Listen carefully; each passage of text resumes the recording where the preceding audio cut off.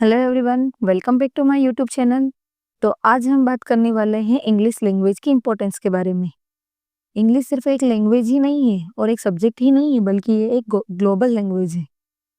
चाहे स्टूडेंट हो या टीचर या जॉब सीकर, इंग्लिश सबके लिए एक की टू सक्सेस है। तो चलिए इस वीडियो में हम समझते हैं why English is more important in our life. साथ में ग्रामेटिकल पार्ट को भी देखते चलेंगे। आइए स्टार्ट करते हैं। Importance of English. इम्पोर्टेंस यानी होता है महत्व। महत्व का, के की, का, ऑफ का, इंग्लिश अंग्रेजी। तो हमारे टॉपिक का नाम क्या है? अंग्रेजी का महत्व। English is an important language in today's world. English, अंग्रेजी। इज यानी होता है, अन का मीनिंग होता है एक। आपने बहुत सारे वीडियो में देखा होगा कि ए का मीनिंग भी एक ही होता है और एन का मीनिंग भी क्या होता है? एक ही होता है।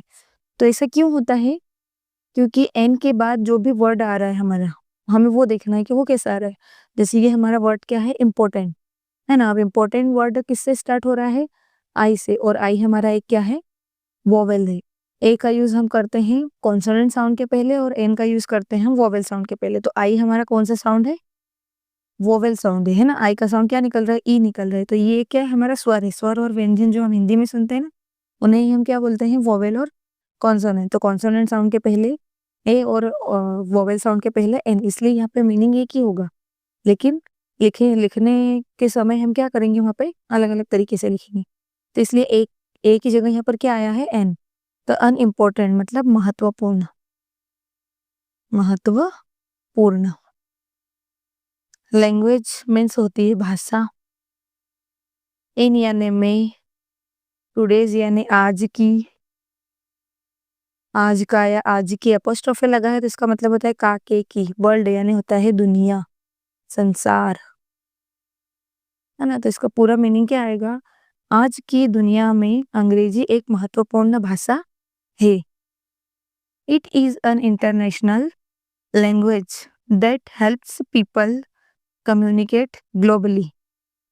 इट यानी होता है यह, इज मीन्स है, एन का मैंने पहले ही आपको बता दिया था मीनिंग क्या होगा? एक। इंटरनेशनल पहला वर्ड क्या है? वोवेल है ना। साउंड क्या निकल रहा है? वोवेल। इंटरनेशनल यानी होता है अंतरराष्ट्रीय। अंतरराष्ट्रीय। अंतरराष्ट्रीय लैंग्वेज भाषा। दैट, जो, है ना। दैट का मतलब क्या आ जाएगा? जो। हेल्प्स मदद करती है, मदद करती है। पीपल यानी होता है लोग। लोगो या लोग, ये अपने आप में प्लूरल है। लोगों की किसमें? कम्युनिकेट। कम्युनिकेट का मतलब होता है संवाद करना या बातचीत करना। बातचीत या संवाद, दोनों मीनिंग लिखते इसके हम। संवाद। ग्लोबली। ग्लोबली का मीनिंग होता है विश्व स्तर पर, जिससे हम पूरे वर्ल्ड में बात कर सकते हैं। इसे बोला जाता है विश्व स्तर। विश्व स्तर पर। तो ये क्या है? यह एक अंतर्राष्ट्रीय भाषा है जो लोगों की विश्व स्तर पर बातचीत करने में क्या करती है? उनकी मदद करती है। ग्लोबली यानी होता है विश्व स्तर पर। ग्लोबल यानी होता है वैश्विक। English is widely used in education, jobs, business, science and technology. अंग्रेजी है,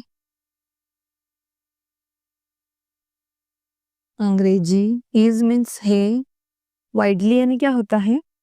व्यापक रूप से। व्यापक, एक वाइड यानी होता है चौड़ा, लेकिन इसमें क्या आ जाएगा? व्यापक रूप से, बहुत ज्यादा तरीके से, व्यापक रूप से।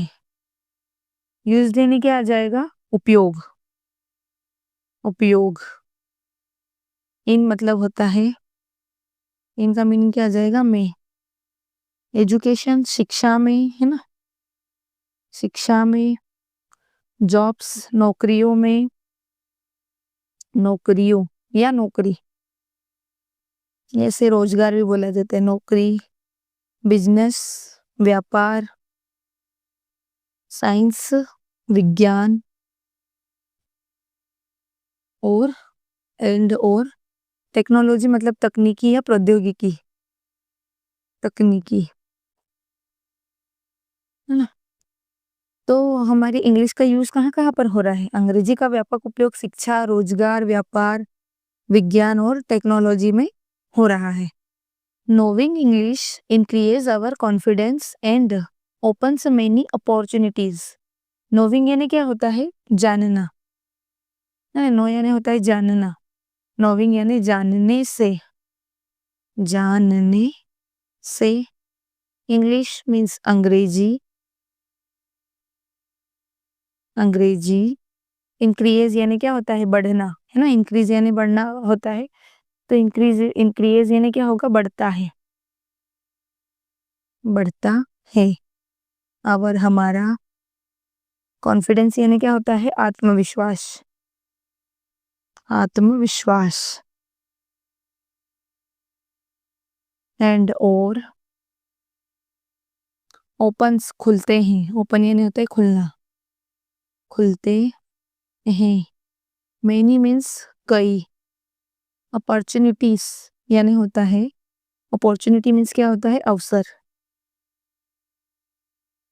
अवसर। तो क्या मीनिंग निकलेगा इसका? अंग्रेजी जानने से हमारा आत्मविश्वास बढ़ता है और हमारे कई अवसर हमारे लिए खुलते हैं। मतलब आप लोगों ने देखा होगा कि जिसकी इंग्लिश अच्छी होगी उसको हर जगह जॉब के मतलब अपॉर्चुनिटीज मिल जाती है ना? It is also helpful for higher studies and competitive examination. It is यानी होता है यह, है ऑल्सो यानी भी, हेल्पफुल यानी मददगार या सहायक, सहायक। फॉर के लिए, हायर यानी होता है उच्च, स्टडीज यानी होता है शिक्षा या पढ़ाई, शिक्षा। एंड और कॉम्पिटेटिव यानी होता है प्रतियोगी परीक्षाएं ना, कॉम्पिटेटिव यानी होता है प्रतियोगी और एग्जामिनेशन यानी परीक्षाएं, प्रतियोगी परीक्षाएं या परीक्षाओं। तो ये हमारे लिए और भी किस चीज में सहायक है ना? उच्च शिक्षा प्राप्त करने में और प्रतियोगी परीक्षाओं को पास करने में, है ना? उनमें टॉप करने में, उनमें हमें जॉब प्राप्त करने में हमारे लिए इंग्लिश एक इम्पोर्टेंट सोर्स है ना? आल्सो इम्पोर्टेंट मतलब उसमें भी क्या करती है? हमारी मदद करती है। देयरफॉर, देयरफॉर का मीनिंग होता है इसलिए, इसलिए। Learning English is very important for a bright future. Learning यानी होता है सीखना, सीखना अंग्रेजी है वेरी बहुत, इंपॉर्टेंट महत्वपूर्ण। फॉर के लिए, एक। अब यहाँ पर क्या है? एक का मीनिंग क्या है? एक। ब्राइट यानी होता है उज्जवल,